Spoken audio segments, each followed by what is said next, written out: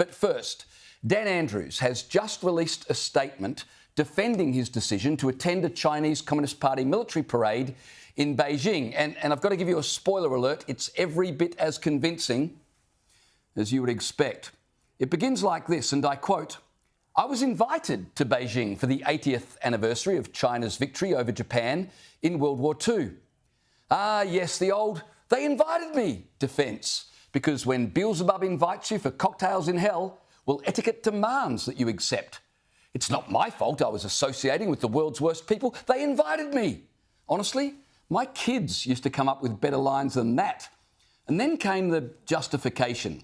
Dan Andrews wrote, "I've said for years that a constructive relationship with China, our largest trading partner, is in Australia's national interest, and hundreds of thousands of Australian jobs depend on it. That hasn't changed." Hang on a second. Dan Andrews was there representing the national interest? I thought he was there as a private citizen.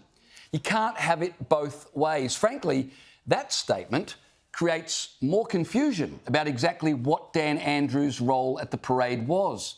But whichever hat he was wearing, it apparently came with a complimentary VIP seat at a dictatorship's pep talk.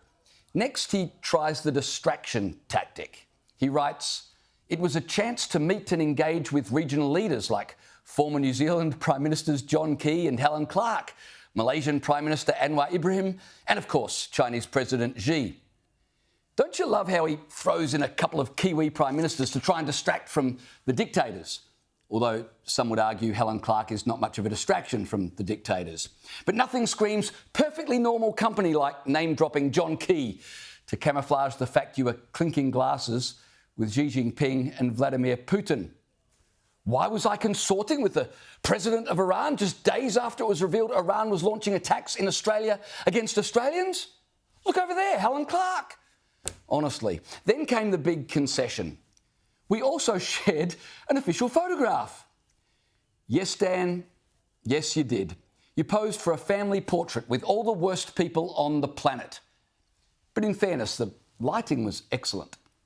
And finally, sensing the optics were roughly as good as a handshake with Stalin, Dan Andrews tried to reassure us that he still had a moral compass. He wrote, "Just so there's no confusion, I've condemned Putin. My support for Israel and Australia's Jewish community has been outspoken, and I unequivocally condemn Iran for its attack on Australia, Israel, and elsewhere in the world."